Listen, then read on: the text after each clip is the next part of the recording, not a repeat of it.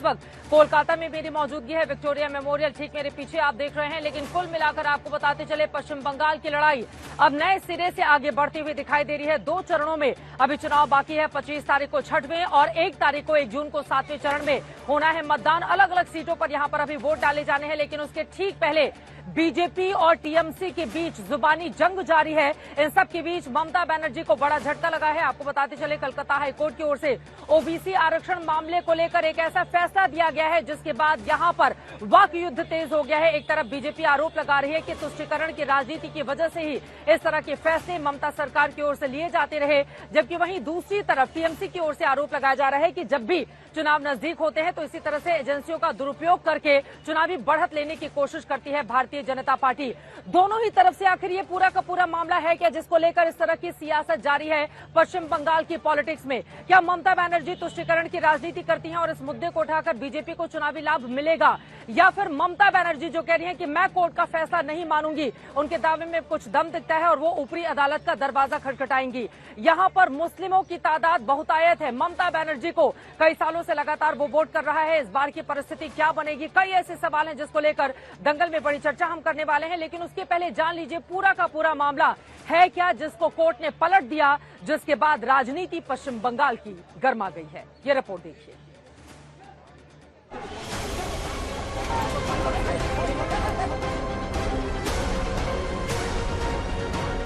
बंगाल की चुनावी सियासत में सड़क से अदालत तक घमासान मचा हुआ है। एक तरफ नंदीग्राम में बीजेपी और टीएमसी के बीच चुनावी झड़प इस कदर संगीन हो चुकी है कि मामला झड़प मारपीट से लेकर हत्या तक पहुंच चुका है। उधर बंगाल की चुनावी सियासत में एक बार फिर ओबीसी कोटे में मुस्लिम आरक्षण को लेकर घमासान मचा हुआ है। पश्चिम बंगाल में हाईकोर्ट ने ओबीसी आरक्षण से जुड़े 12 साल पुराने मामले में ममता सरकार के आदेश को रद्द करने का फैसला सुनाया है। अदालत के आदेश की बड़ी बातें हैं कि हाईकोर्ट ने 5 मार्च 2010 से 11 मई 2012 तक 42 वर्गों को ओबीसी में शामिल करने वाले ममता सरकार के कार्यकारी आदेशों को भी रद्द कर दिया और राष्ट्रीय पिछड़ा वर्ग आयोग के परामर्श से पश्चिम बंगाल ओबीसी आयोग अधिनियम 1993 के आधार पर ओबीसी की नई सूची बनाने का आदेश भी दिया है। हालांकि जिन लोगों को इस दौरान ओबीसी आरक्षण के तहत नौकरी मिल चुकी है उन पर कोई असर नहीं होगा, लेकिन सियासत में असर हो चुका है।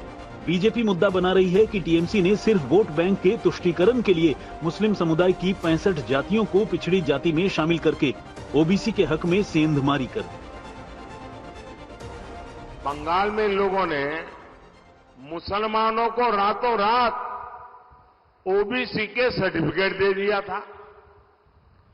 जो आरक्षण ओबीसी को मिलना चाहिए वो सारा का सारा मुसलमानों को, और वो भी घुसपैठियों में बांटा जा रहा था।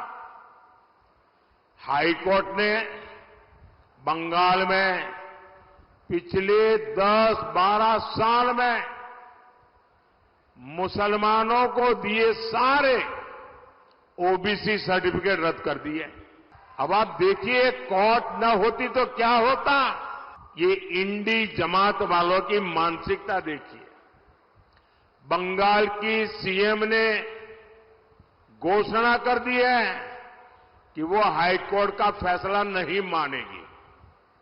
वो मुसलमानों को ओबीसी का आरक्षण देकर रहेगी।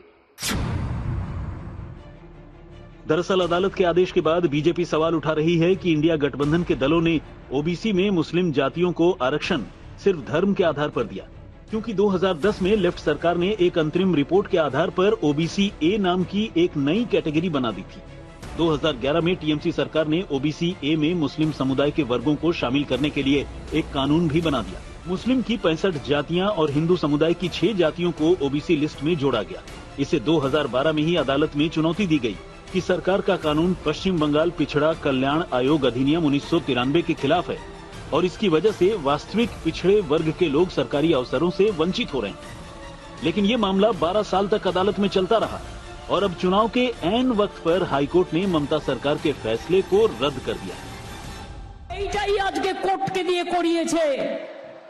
কোর্টের সবাই খারাপ নয়, আমি কোর্টকে সম্মান করি, কিন্তু যে ব্যক্তি এই রায় দিয়েছে যে ওবিসি রিজার্ভেশন থেকে মুসলিমদের বাদ দিতে হবে, আমি তাদের রায় মানি না, আমি মানব না। ওবিসি রিজার্ভেশন চলবে, এর জন্য উচ্চতর কোর্টে যেতে হলে যাব। दरअसल ममता बनर्जी टीचर भर्ती घोटाले को लेकर हाईकोर्ट से भर्ती रद्द करने के फैसले की मिसाल दे रही हैं, जिस पर सुप्रीम कोर्ट ने रोक लगा रखी है। लेकिन बीजेपी का कहना है कि इस मामले में नौकरी पा चुके लोगों पर कोई असर नहीं पड़ेगा और राज्य सरकार को पिछड़ा वर्ग आयोग की सिफारिश पर ही काम करना होगा। मेरे पास में जो रिपोर्ट आई थी, जो रिपोर्ट मैंने रिव्यू लिया था, तो 2010 तक 11 के पहले 53 जातियां मुस्लिमों की ओबीसी में थी, 55 जातियां हिंदुओं की ओबीसी में थी। उसके बाद 71 बढ़ाई गई है।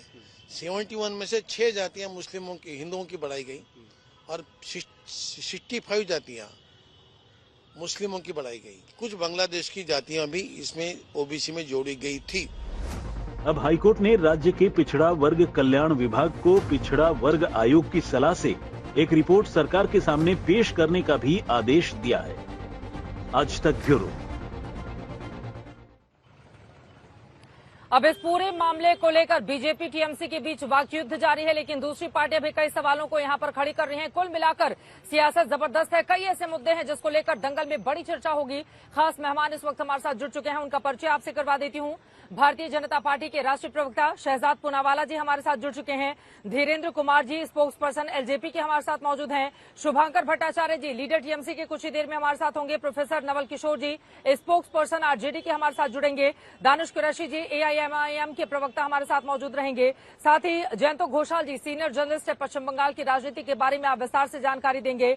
शालिनी अली हमारे साथ जुड़ी हुई हैं, आप प्रेसिडेंट है एमआरएम के वुमेन विंग के नोएडा स्टूडियो से हमारे साथ जुड़ेंगे। आप सभी का बहुत बहुत स्वागत है। सबसे पहले शहजाद जी आपसे शुरुआत करते हुए, ममता बनर्जी ने कह दिया है कि जब जब चुनाव नजदीक आते हैं भारतीय जनता पार्टी की इसी तरह की हरकतें रहती है, केंद्रीय एजेंसियों का वो दुरुपयोग करती है और इस तरह के फैसले निकलकर सामने आते हैं। उन्होंने कह दिया है कुछ भी हो जाए वो हाईकोर्ट का फैसला नहीं मानेंगी, बीजेपी कितनी भी करती रहे इस पर पॉलिटिक्स। शहजाद जी। वाह, मुझे तो लगा कि टीएमसी का मतलब केवल तुष्टीकरण मुझे चाहिए है, पर अभी तो तालिबानी मुझे चाहिए भी है, क्योंकि केवल एक तालिबानी मानसिकता वाले व्यक्ति ही संविधान का पालन न करते हुए संवैधानिक पद पर बैठे हुए कहे कि एक संविधान पीठ के फैसले को मैं नहीं मानूंगी। और आज देखिए प्रधानमंत्री जी जो कह रहे थे लगातार चुनावों में, जिस पर उन पर बहुत सारे पत्थर बरसाए गए, वो बात तो विंडिकेट हुई ना, विंडिकेट हुई कि ओबीसी आरक्षण को काटकर मुसलमानों को धार्मिक आधार पर दिया जाता है। तो आज का जो ये फैसला है दरअसल कैप पर बहुत बड़ा प्रहार है। कैप मतलब कंपेटिटिव अपीजमेंट पॉलिटिक्स पर बहुत बड़ा प्रहार है। और केवल ये जजमेंट नहीं, इसके अलावा एक कन्फेशन है, उसके बारे में भी 30 सेकंड में बताता हूं, पर पहले जजमेंट के बारे में बताता हूं। ये जो जजमेंट आया है कल, इसके पैरा 270, 331, 332, पैरा 327 को पढ़िए। चित्रा जी साफ साफ हाईकोर्ट ने कहा है कि धार्मिक आधार पर मुसलमानों को दिया गया, वोट बैंक के कारण दिया गया और केवल वोट बैंक बनाकर इलेक्शन अनाउंसमेंट के लिए ममता बनर्जी के आदेश पर यह दिया गया। यह सम एंड सब्सटेंस है। एनसीबीसी ने भी बताया था कि 118 जो मुस्लिम हैं उनके वर्गों को जोड़ा गया 179 वर्गों में, और केवल मुस्लिम बंगाल के नहीं, रोहिंग्या और बांग्लादेशियों को भी दे दिया गया। मेरे पास एक पुलिस रिक्रूटमेंट का ऑर्डर है, ये बंगाल का 2021 का, ये केवल लिस्ट में नहीं डाला गया। जो 50 मेरिटोरियस लोगों को चुना गया था ओबीसी कोटे में से, ओबीसी ए कोटे में से 37 इसमें मुसलमान हैं। आप बताइए ओबीसी में 37 मुस्लिम और 13 ही हिंदू हो सकते हैं क्या?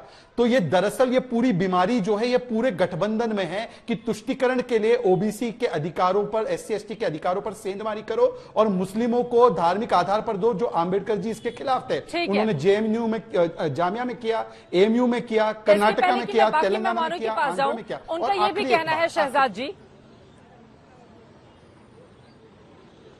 कि शिक्षक भर्ती घोटाले को लेकर बीजेपी ने कितना माहौल बनाया था, लेकिन उसके बाद वो ऊपरी अदालत में गई, फिर क्या हुआ, स्टे लग गया पूरे मामले पर। तो उन्होंने कहा है कि हम इस पूरे मामले में वही करेंगे जो हमें ठीक लगता है। शिक्षक भर्ती घोटाले का वो एग्जाम्पल दे रही हैं। नहीं तो क्या सुप्रीम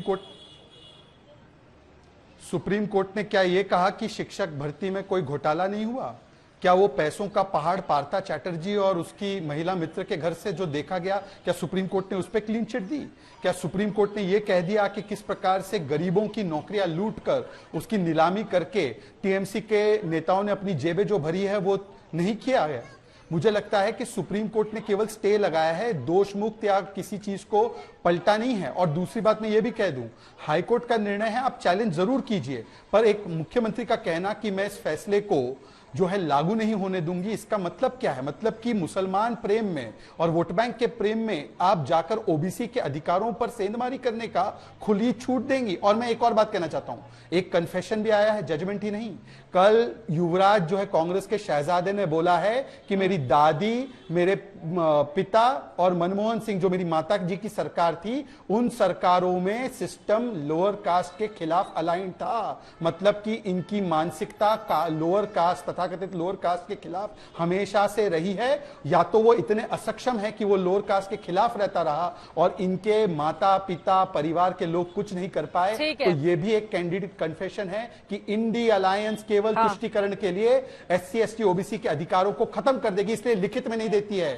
इनसे प्रधानमंत्री ने लिखित में मांगा कि मुस्लिम आरक्षण नहीं देंगे। शुभंकर भट्टाचार्य जी, बीजेपी कह रही है कि जो आरोप आप लोगों के ऊपर लगातार प्रधानमंत्री की ओर से लगाए जा रहे थे कि कैसे मुस्लिम तुष्टीकरण की पॉलिटिक्स आप लोग करते हैं, और इसी के साथ ही ओबीसी कोटे के जो आरक्षण है वो मुसलमानों को दिए जाने का काम किया जा रहा है, और यहाँ पर यह अदालती फैसला है, कलकत्ता हाईकोर्ट का ये फैसला, इसमें बीजेपी कहां से आ गई? बीजेपी ने तो कोई निर्णय दे नहीं दिया है ना, तो फिर ये कहना कि बीजेपी पूरे मामले में पॉलिटिक्स कर रही है। 2012 में ये पूरा का पूरा मामला अदालत पहुंचा और आज जाकर इस पूरे मामले में फैसला आया है, तो इसमें पॉलिटिक्स आपको क्यों दिखाई दे रही है? बीजेपी कह रही है तुष्टीकरण की ये विशुद्ध पॉलिटिक्स है जो ममता बनर्जी की ओर से की जाती है, ओबीसी के आरक्षण में से मुसलमानों को आरक्षण देना। चित्रा जी, देखिए दो चीजें हैं, या तो मैं चैनल पे बैठ के उसी तरीके से आरोप प्रत्यारोप करूं जैसे कि शहजाद जी करते आ रहे हैं, या मैं अपनी पूरी बात को रखूं। पहले तथ्यों के आधार पर हम लोग बात करें। तथ्य क्या है वो मैं आपको बता रहा हूं। यहां तथ्य यह है कि एक पहली बात तो मैं ये कहूंगा कि कहीं ना कहीं हमारा जो आला कमान है वो कहीं ना कहीं बीजेपी के जो पूरे कॉन्स्पिरेसी है उसमें वो कहीं ना कहीं घिरती जा रही है, ये मैं जरूर कहूंगा, क्योंकि इनके पास कम्युनिकेशन मैनेजमेंट जो मीडिया के साथ है वो बहुत ज्यादा क्लियर नहीं कर पा रही। नहीं तो सबसे पहले बात क्लियर होती कि एक्चुअली यहां पे मामला है क्या। ये जितना चीजें उठ रहा है कि भाई मुसलमानों को इसमें से जो है 42 में से 41 जो वर्ग हैं वो पूरा मुसलमानों का डाल दिया गया है, इतना पहली बात जब समझना पड़ेगा, या तो बंगाल को समझें। देखिए वहां पे जो मुस्लिम आबादी है, बार बार कहा जाता है कि भाई 27-28% की मुस्लिम आबादी बहुत ज्यादा स्कैटर्ड है, और स्कैटर्ड के साथ साथ इनकी जो जातियां हैं, इनके पीछे जो ओबीसी जो हैं वो भी बहुत ज्यादा स्कैटर्ड है। कई जगहों पे उन ओबीसी के सेगमेंट्स नहीं मौजूद है या उनके बहुत कम आधारभूत है। अब हम लोग बार बार कहते हैं कि 189 में जो है उसमें से 70% 80% गलत बात, इसको भी गलत तरीके से सजाया जा रहा है। आप इसमें से नंबर्स को जरा देखिए। एक चीज ये कह देना कि भाई हमने 65 वर्गों को उसमें से डाल दिया, दूसरी बात ये देखिए कि एक्चुअल लाभार्थी उसमें रजिस्टर कितने हुए हैं और क्यों नहीं हो पाए। विशेष बात यह है कि यहां पे इसलिए वो उसमें से रजिस्टर नहीं हो पा रहे क्योंकि वो इतने स्कैटर्ड हो गए। इस वजह से भले ही आपको प्रोविजन इसमें बहुत ज्यादा दिख रहा है, लेकिन मजे की बात है अगर आप संख्या लेके बात करेंगे तो आपको यह दिखेगा उसमें 78% हिंदू ही है, और बाकी जो परसेंटेज है जो 22% उसमें जो मुस्लिम्स का लिया जा रहा है, मैं सिर्फ ओबीसी की बात कर रहा हूं, आप उन आंकड़ों को लेकर बात करें जो रजिस्ट्रेशन में एक्चुअली गए। इस वजह से वो ज्यादा स्कैटर्ड हुआ और उनका लाभ जो है उन लोगों तक नहीं मिल पाया। ये सवाल तो बड़ा है ना, ये जो पूरी बातें आप समझा रहे हैं यहाँ पर टीवी पर बैठकर, ये बातें हाईकोर्ट में नहीं चली ना। आप लोगों ने तमाम तर्क दिए थे। यहाँ पर जो मैं पूरी डिटेल देख रही हूँ, देखिए राष्ट्रीय पिछड़ा वर्ग आयोग भी कह रहा है कि ममता बनर्जी ने 65 मुस्लिम समुदाय और हिंदू समुदाय की सिर्फ 6 जातियों को ही ओबीसी लिस्ट में जोड़ा था। तो इसी वजह से सवाल आपसे पूछे जाएंगे कि इनका हक निकालकर उनको हक क्यों दिया जा रहा है, इसके पीछे कौन सी पॉलिटिक्स है? चित्रा जी मैं इसका उत्तर दे दूं, इसका मैं उत्तर दे दूं। प्लीज हाईकोर्ट का एक बार ऑर्डर ठीक से पढ़िएगा कि हाईकोर्ट ने जो बात कही है निर्णय पे, उसमें बार बार कहा कि एनसीबीसी के माध्यम से, यानी national commission of backward classes जो हैं, उनके आपने साथ में संज्ञान में नहीं लिया, उनको रिपोर्ट नहीं सौंपी गई। उनके पास से जो रिपोर्ट आ रही है, ये दोनों चीजें स्टेट और नेशनल में दोनों के बीच में डिस्क्रिपेंसी पैदा हो रही है। मामला ये कहा गया है, आप उसको फिर से पढ़िए। यहां पे बात ये कही जा रही है, उन्होंने ये सलाह दी कि सबसे पहले आप एनसीबीसी के पास वो चीज रखें, उनके रिपोर्ट को संज्ञान में लेते हुए आखिर उन्होंने एक और इसमें से पॉइंट किया कि भाई इलेक्शन के टाइम पे क्यों किया गया, इसको उन्होंने बड़ा मुद्दा बनाया कि इलेक्शन के टाइम पे किया गया और जल्दी में किया, जिसके कारण से वहां पे आकलन नहीं किए गए। वो आकलन की वजह जब बताई गई तो भी वहां के लोग ये बार-बार कह रहे हैं कि 2012 में मामला कोर्ट में गया था, उसके बाद 14 के भी इलेक्शन हुए, 2019 के भी इलेक्शन हुए, अब 2024 आ गया तो इलेक्शन के पहले क्यों किया जा रहा है, ये बातें कौन समझेगा। लेकिन ठीक है, आपने जो सवाल उठाया नवल किशोर जी, मैं फौरन आपके पास आ रही हूँ। शहजाद जी, पहले आप जवाब दे दीजिए। वो कह रहे हैं कि ज्यादा फायदा तो हिंदू में जो जातियां हैं जो इस वर्ग में आती हैं उन्हीं को मिल रहा है, फिर इस पूरे मामले में मुस्लिम तुष्टिकरण कैसे हो गया। शहजाद जी, जो बातें वो गिना रहे हैं। मुझे पता था ये कुतर्क लाया जाएगा कि प्रोविजन ज्यादा इनको जरूर दिया गया हो, परंतु लाभ जो है हिंदुओं को ज्यादा मिलेगा। इसीलिए मैं 18 जून 2021 का recruitment order of West Bengal police लेकर आया हूं। आप मुझे बता दो चित्रा जी, वेस्ट बंगाल में 70% तो हिंदू है ना, 50 रिक्रूटमेंट निकलती है ओबीसी ए कैटेगरी में, उसमें 37 मुसलमान 50 में से। वाह। दूसरी बात, मैं आपको पैरा 332 पढ़कर सुनाना चाहता हूं, 10 सेकंड दे दीजिए केवल। The court is of the view that selection of 77 classes of Muslims as backward is affront to the Muslim community as whole. The court is then saying that their inclusion should be treated as a vote bank. Such reservation is an affront to democracy and constitution as a whole. ये तो संविधान बचाने की बात कर रहे थे ना।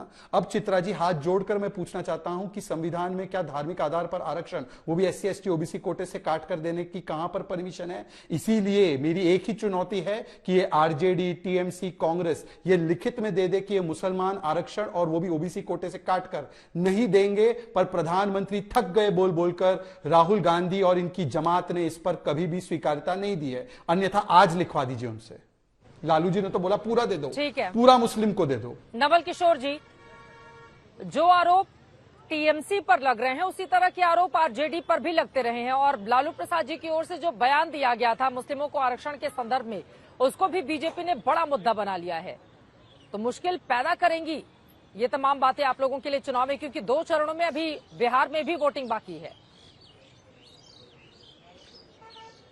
देखिए, ये समस्या हमारे साथ नहीं है, ये समस्या भाजपा के साथ है।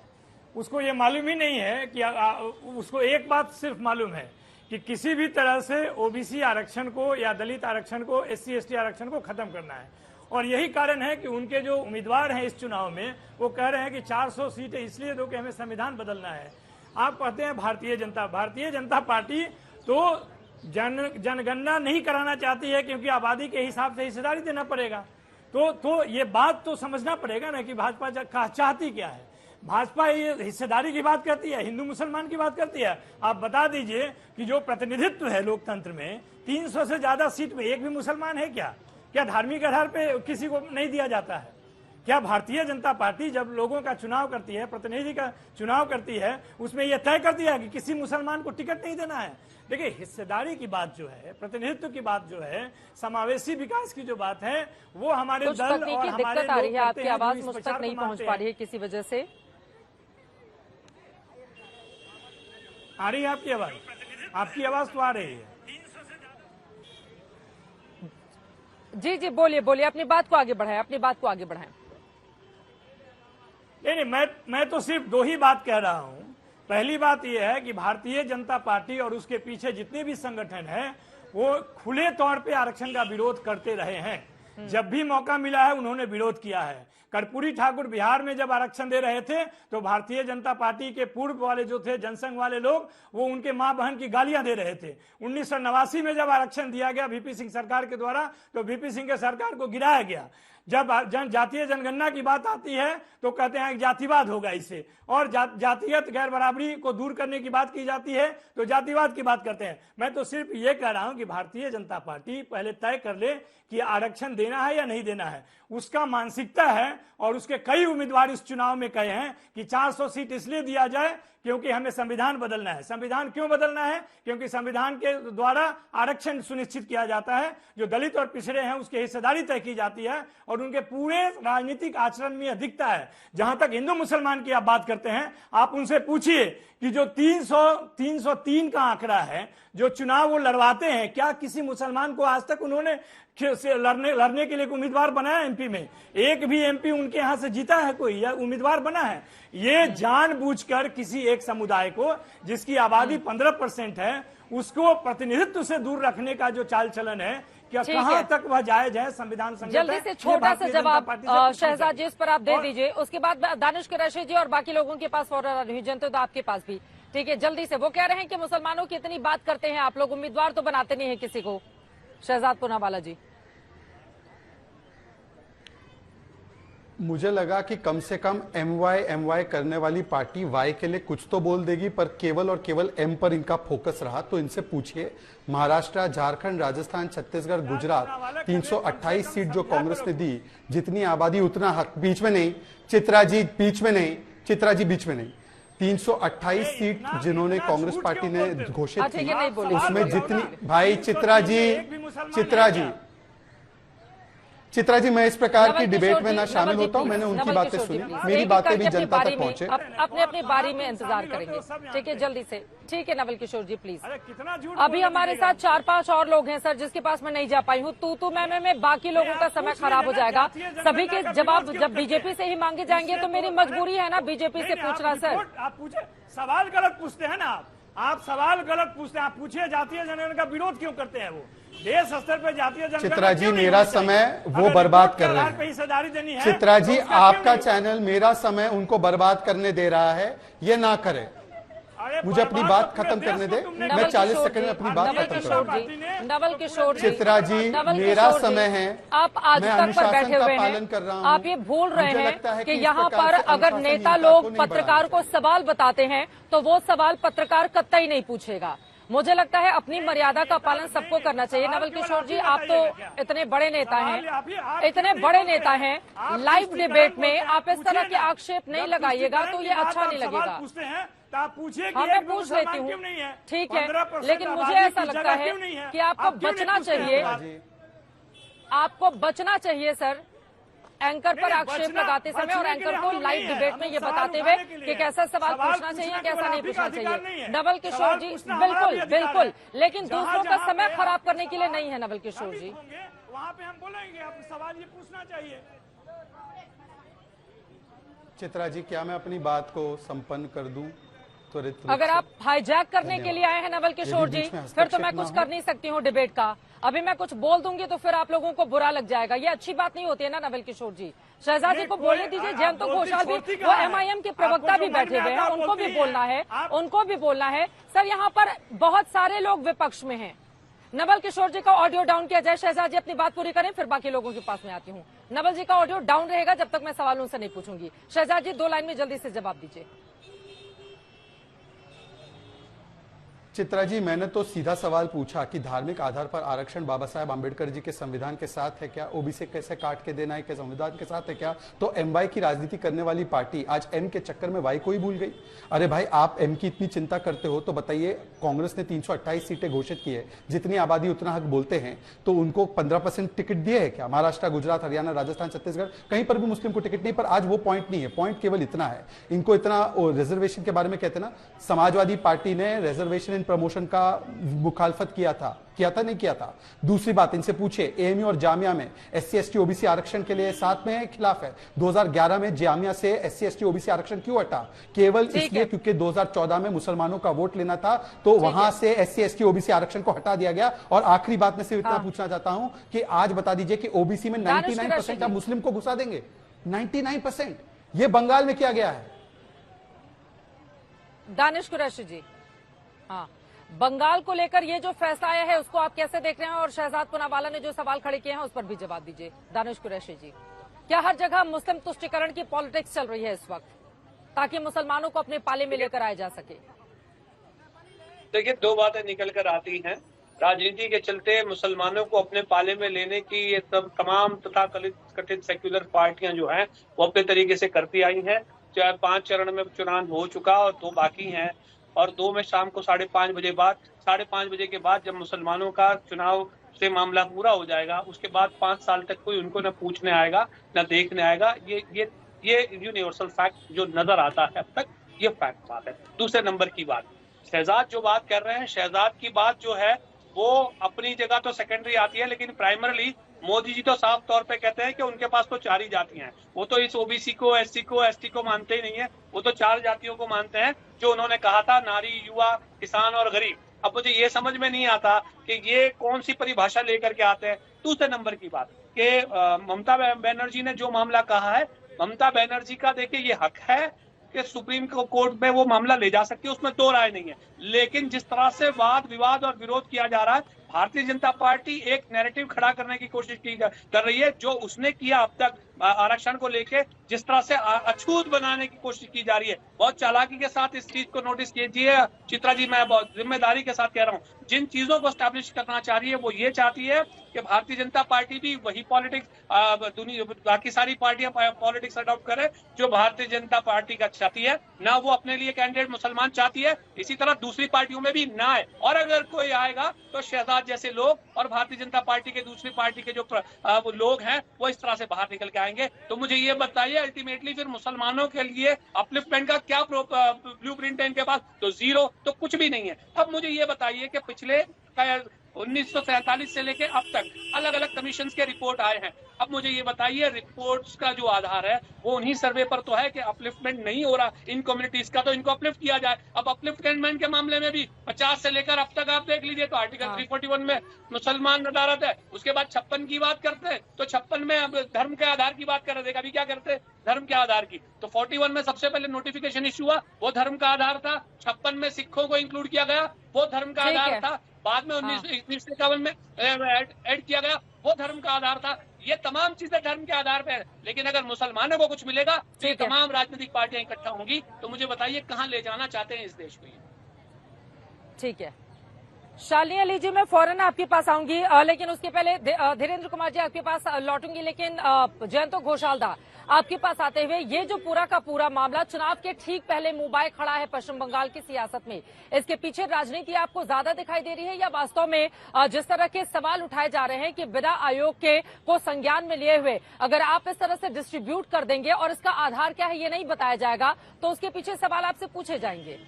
जयंतो घोषाल, देखिए चित्रा, मुझे लग रहा है कि उचित और अनुचित क्या होना चाहिए, और ये जो मुस्लिम आरक्षण, ओबीसी आरक्षण, इसके ऊपर काफी चर्चा हुई है। मैं इनके जो राजनीति हैं उनके बारे में ये कहना चाहूंगा कि 30% मुस्लिम जो वोट बैंक है पश्चिम बंगाल में, ये ममता बनर्जी और तृणमूल कांग्रेस का एक स्ट्रांग वोट बैंक है। और वोट बैंक पॉलिटिक्स तो है ही, और जहां ज्यादा आबादी है मुस्लिम जन समाज की, जैसे असम में भी बीजेपी का फायदा हुआ था क्योंकि वहां ध्रुवीकरण भी ज्यादा होती है। तो अभी ये हाई कोर्ट ने जो किया है, इसमें मैं जुडिशियरी के ऊपर तो तृणमूल कांग्रेस आरोप कर सकता है, वो हाई कोर्ट के खिलाफ सुप्रीम कोर्ट में चैलेंज कर सकता है। एज ए सिटीजन ऑल्सो आप हाई कोर्ट के खिलाफ नहीं बोल सकते हैं, लेकिन जजमेंट के खिलाफ बोल सकते हैं कि ये जजमेंट को मैं नहीं मान रहा हूं। ये तो बीजेपी भी सुप्रीम कोर्ट में भी बहुत सारे जो जजमेंट होती है उसमें हम हमारे तरफ से उसको एग्री या डिसएग्री कर सकते हैं, लेकिन इसमें politics is more important. Politics क्या है कि इस समय सीएए के बाद मुस्लिम जो समाज है उसको कंसोलिडेशन, इनसिक्योरिटी, और ममता बनर्जी ये भी तो कैंपेन में बोल रहे हैं कि मुसलमान समाज को पाकिस्तान जाना पड़ेगा, अफगानिस्तान, बांग्लादेश में जाना पड़ेगा, और इसमें जो स्केयर्ड मुस्लिम समाज और ज्यादा कंसोलिडेट हो रहा है। लेकिन अभी हिंदू समाज जो है उसका एक पोर्शन बीजेपी को मिलता है, लेकिन उसको बीजेपी का लक्ष्य है कि इस आधार पर, ये जो जजमेंट है इसके आधार पर ममता बनर्जी के साथ मुस्लिम जो वोट बैंक पॉलिटिक्स के साथ जोड़ के ओबीसी जो है वो हिंदू समाज के जो समझ है उसमें ओबीसी वर्सेस मुस्लिम पॉलिटिक्स अगर दिखाई दे तो वो ओबीसी पॉलिटिक्स तो बीजेपी का भी बहुत आज स्ट्रांग जगह है। तो इसीलिए मुझे लग रहा है कि ये चुनाव के पहले अभी 2 चरण बाकी है और 18 सीट है और वो बहुत डिटर्मिनिंग है बंगाल में, और बीजेपी के लिए बंगाल बहुत इंपॉर्टेंट हो गया है। इसीलिए मुझे इस समय लग रहा है ममता बनर्जी के पास भी कोई ऑप्शन नहीं है, इसके खिलाफ जाने के बिना और कोई पॉलिटिक्स नहीं कर सकते हैं ममता बनर्जी इस समय। चित्र तो कुल मिलाकर आपकी बातों से समझ में आया कि एक तरफ तुष्टीकरण की पॉलिटिक्स की जा रही है तो दूसरी तरफ ध्रुवीकरण की राजनीति की जा रही है। अपने बाकी मेहमानों के पास में आऊंगी, लेकिन उसके पहले पश्चिम बंगाल से ही एक और बड़ी खबर आ रही है, सीधे उसका हमें रुख करना पड़ेगा। आपको बताते चले कि नंदीग्राम हिंसा मामले में बीजेपी और टीएमसी के बीच एक तरफ आरोप प्रत्यारोप का दौर जारी है। तो बड़ी खबर यह है, नंदीग्राम हिंसा मामले में टीएमसी प्रतिनिधि दल भेजेगी। ममता बनर्जी ने राजीव बनर्जी, पार्था भौमिक को भेजा है। 2 दिन में हिंसा पर रिपोर्ट सौंपेगा प्रतिनिधि दल। बीजेपी ने चुनाव आयोग को शिकायत भेजी है। बीजेपी समर्थक की हत्या पर एसपी को हटाने की वहां पर मांग की गई है। पश्चिम बंगाल में लोकसभा चुनाव के बीच आरक्षण पर एक तरफ घमासान है तो वहीं दूसरी तरफ सियासी खून खराबे की घटनाएं लगातार सामने आ रही है। नंदीग्राम में बीजेपी कार्यकर्ताओं पर धारदार हथियारों से हमला हुआ है, इस तरह के आरोप हैं। और बीजेपी आरोप ये लगा रही है कि हमला करने के वाले टीएमसी के कार्यकर्ता हैं। हमले में बीजेपी की महिला कार्यकर्ता की जान गई है, 7 लोग घायल भी हुए हैं। इस पूरे मामले में अब ममता बनर्जी ने फैसला किया है कि राजीव बनर्जी, पार्था भौमिक दोनों को भेजा जाएगा। टीएमसी अपना प्रतिनिधि दल भेजकर दरअसल ये जानना चाहती है कि वास्तव में वहां की रियल स्थिति है क्या, और इस पर दोनों ही तरफ से बीजेपी और टीएमसी की ओर से एक दूसरे पर गंभीर आरोप लगाए जा रहे हैं। हालांकि अब तक जितने भी चरण में चुनाव संपन्न हुए हैं, आप देखेंगे एक भी दिन ऐसा नहीं हुआ जब इस तरह की खबर नहीं आई कि पश्चिम बंगाल में हिंसा नहीं हुई। कभी बीजेपी टीएमसी, कभी टीएमसी लेफ्ट के साथ, कभी कांग्रेस और टीएमसी के कार्यकर्ता, हर बार इसी तरह की खबरें सामने आती हैं। अगले 2 चरणों में ये चुनौती और ज्यादा बढ़ जाएगी। संदेशखाली में भी आपको पता चलिए बसीरहाट में चुनाव होने हैं और दूसरे भी तमाम हिस्सों में चुनाव होने हैं। लेकिन उसके पहले अब मैं आ जाती हूँ धीरेन्द्र कुमार जी आपके पास, फिर शालिनी अली जी, मैं फौरन आपके पास आऊंगी। धीरेन्द्र कुमार जी, अगर इधर तुष्टीकरण की पॉलिटिक्स चल रही है, आप लोग भी तो पूरा ध्रुवीकरण की पॉलिटिक्स क्या नहीं करते? आप लोग भी पूरा हिंदुत्व, ओबीसी इसको लेकर आगे बढ़ रहे हैं, तो कोई किसी से कम तो नहीं दिखना चाहता है ना इस पूरे मामले में। एक उंगली आप सामने वाले पर उठाएंगे, 3 आपकी ओर इशारा कर रही हैं। कौन किससे कम है, बताइए आप। चित्रा जी, ये तो देश को समझना पड़ेगा। आदरणीय प्रधानमंत्री जी ने आप ही के चैनल पे समझाया है कि धर्म की राजनीति मैं कर रहा हूं कि ये विपक्ष के लोग कर रहे हैं। आज आरक्षण की बात आई है तो ओबीसी का आरक्षण को कौन कम कर रहा है? अभी आरजेडी के प्रवक्ता पूछ रहे थे कि मुस्लिमों को आपने क्या दिया, कितनी टिकटें दी। अरे हमने तो उनको, राष्ट्रपति एपीजे अब्दुल कलाम को पूरा विश्व जानता है, वो किसी परिचय के मोहताज रहे हैं क्या? अति पिछड़ा समाज का हमने देश का प्रधानमंत्री दिया, पूरे दुनिया जानती है, मुझे बताने की जरूरत है क्या? ये एमओआई। और दूसरी बात ये कर रहे थे नवल जी, समावेशी विकास की बात। और जब सत्ता मिलती है तो मवेशी का भी नहीं चाह रहा, ये छोड़ते हैं। जो मवेशी को नहीं छोड़ता वो समावेशी की बात करता हो। एमओआई का मतलब मुस्लिम यादव। आज तुष्टीकरण के लिए आदरणीय लालू प्रसाद जी ने भी कहा कि पूरा का पूरा आरक्षण मुसलमानों को मिलना चाहिए। क्यों भाई? बाकी 80% लोग इस देश के नागरिक नहीं है क्या? इसीलिए आदरणीय प्रधानमंत्री जी ने सभी मंचों पे, सभी जगहों पे, चुनाव में भी जा कर बोला है कि जब तक मैं इस देश का प्रधानमंत्री रहूंगा, मेरे नेता आदरणीय चिराग पासवान जी भी उनके मंच पर कहा है कि मेरे रहते हुए अति पिछड़ा एससी एसटी का आरक्षण समाप्त नहीं किया जा सकता। कौन अरे ठीक से बोलो नवल जी, बोलने का तरीका सीखो। अरे चुप अरे बोलने का तो तरीका तो प्रोफेसर करो ना। परिवारवाद तुम तो प्रोफेसर नवल दुष्ट के जैसा क्यों बात करते हो? बैठते हैं और परिवारवाद पे बात करते हैं। चिराग पासवान जी पर माता जी को गाली देते हो, आप दलित को गाली बकवाते हो बैठ के। गाली तुम ये चीज़ भूल जाते हो, कल्चर में है। अरे तुम देते हो गाली, प्रोफेसर होकर भी तुम गाली देते हो, महिला को गाली देते हो, दलितों को गाली देते हो। तुम्हारी कोई नीति है? तुमको जो वोट दिया उसको गोली मरवाओगे, तुम बोलोगे हमसे। ठीक से बात करो, कोई मुद्दा पे तो बात करो। तुम बात करो यार, तुम मुद्दे पे बात कर रहे हैं। बहुत मेहनत करना पड़ेगा। लालू जी कन्विक्ट है, तुमको पता नहीं है। लालू जी, अरे लालू जी चिराग जी का, लालू जी सजाया आता है, लालू जी मुजरिम है, पहले समझो। आप बताइए, आपको क्या पता चलेगा? चापलूसी बात कीजिए, करना सीखिए। वही आपकी नींद नेशनल टीवी पर आकर नहीं तो नेशनल टीवी पर आकर धमकी नहीं दे आपके सकते। पार्टी को आप धमकी नहीं दे सकते। गुंडागर्दी आपकी नहीं चलेगी। अपनी बारी में बोले, गुंडागर्दी नहीं अपनी चलेगी। बारी में बोले। नवल किशोर जी, नवल किशोर जी, धीरेन्द्र जी तो बड़े धैर्य से सुन रहे थे ना जब आप बोल रहे थे। आप खुद सोचिए, लाइव डिबेट जारी है, पूरा देश देख रहा है, यहाँ पर तो कुछ एडिट भी नहीं हो रहा है, लेकिन ये तरीका ठीक नहीं हो सकता ना कि तू तड़ाक की भाषा का इस्तेमाल करें और ये कहें चापलूस। अब चापलूस कौन किसका है इसका फैसला जनता को कर लेने देते हैं। 4 जून को नतीजा ही जाएगा। नवल किशोर जी, आप प्रोफेसर हैं, मतलब आप कम से कम इस तरह के अभद्र शब्दों का इस्तेमाल करेंगे, ये ठीक नहीं है। अपनी बारी में बोले ना, अपनी बारी में बोले, अपनी बारी में बोले ना सर। नवल किशोर जी, अपनी जुबान उनके शब्दों में आपने, प्लीज, ये तरीका ठीक नहीं हो सकता है। आप डिबेट को खराब करने के लिए नवल किशोर अगर आए हैं तो मैं इसकी इजाजत नहीं दे सकती हूँ। डिबेट आपका खराब ही है। नवल किशोर जी, वो आधे घंटे से ध्यान से सुन रहे थे। नवल किशोर जी, ये तरीका नहीं हो सकता है, ये तरीका नहीं हो सकता है। नवल किशोर जी, वो आधे घंटे से डिबेट को सुन रहे थे। आपसे सबसे पहले ओपनिंग रिमार्क मैंने ले लिया है और आप उनको चापलूस और पता नहीं क्या क्या, ये तरीका ठीक नहीं है नवल किशोर जी, ये तरीका ठीक नहीं है नवल किशोर जी। पूरा देश लाइव देख रहा है और उद्दंडता यहाँ पर नहीं की जा सकती है। Please please Naval Kishore ji, please please. हाँ, कोई एक दूसरे के खिलाफ, एक दूसरे, देखिए मैंने उनसे सवाल पूछा था, वो उसका जवाब दे रहे थे। मैं उनसे सवाल पूछ रही थी, वो उसका जवाब दे रहे थे। ये अच्छा नहीं लगता नवल किशोर जी, प्लीज। क्या नवल किशोर जी, अब मैं लोगों की, जनता की इजाजत लेकर आपका ऑडियो डाउन कराती हूँ, क्योंकि जो डिबेट दर्शक देख रहे हैं वो मुझे सोशल मीडिया पर लिख रहे हैं कि ये तरीका ठीक नहीं है। सर, वो 6 सांसदों वाली पार्टी है। एक सेकेंड सर, नवल किशोर जी, आपको मेरी बातें चुप सकती हैं क्या हम ऑडियो डाउन कर सकते हैं? क्या हम ऑडियो, नवल किशोर जी आप मेरी बात सुनिए, आप उनको तू तड़ा की भाषा का इस्तेमाल कीजिए या जो भी कीजिए, लेकिन प्लीज आप ये फील्ड में किया करिए। आज तक के विंडो में बैठकर आप इस तरह के शब्दों का प्रयोग नहीं कर सकते हैं नवल किशोर जी। और आपसे एक और गुजारिश है, देखिए आप बड़े नेता हैं आरजेडी के, आरजेडी एक बड़ी बिहार की पार्टी है, आपकी पूरी इज्जत करते हुए, वो 6 सांसदों वाली पार्टी है, 100% उनकी जीत का रिकॉर्ड रहा था 2019 में। आरजेडी को एक भी सीट नहीं आई थी। प्लीज सर, थोड़ा सा हम एक दूसरे को रिस्पेक्ट देना सीखें।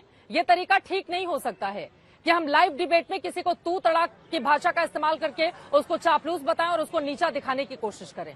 ये कतई ठीक नहीं है। शालिनी जी, आपके पास आते हुए, ध्रुवीकरण और तुष्टीकरण की पॉलिटिक्स के बीच क्या दिखाई दे रहा है पश्चिम बंगाल में? माफी के साथ आपके पास मैं बहुत देर से आ रही हूँ, आप स्टूडियो में बैठी हुई हैं। शालिनी जी, क्या बोलेंगे इस पर आप? शालिनी, सबसे पहले तो मैं ये कहना चाहूंगी कि रिजर्वेशन को लेकर जो पॉलिटिकल गेम खेला जा रहा है, ममता बनर्जी बहुत गलत कर रही हैं, क्योंकि उनको एज अ चीफ मिनिस्टर उनको सबसे पहले तो इस बात का ख्याल रखना चाहिए कि वो एक लॉ मेकिंग बॉडी है।